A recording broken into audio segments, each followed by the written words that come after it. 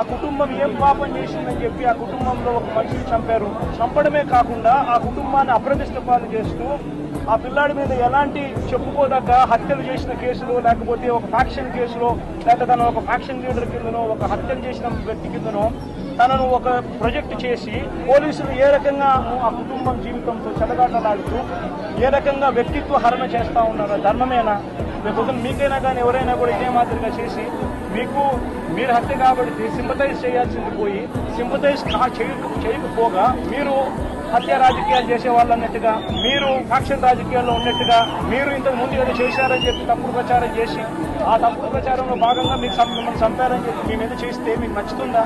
కనీసం పోలీసులు అనే వాళ్ళు ప్రేక్షక పాత్ర వీడి చంద్రబాబు నాయుడు అనే వ్యక్తి క్షమాపణ చెప్పాలి. క్షమాపణ చెప్పి ఇక మీదట ఇలాంటి పరిస్థితులు ఉండవు అని చెప్పి ప్రజలకు భరోసా ఇవ్వాలి. వైఎస్ఆర్సీపీకి ఓటు వేసిన వాళ్ళకు కూడా భరోసా ఇవ్వాలి.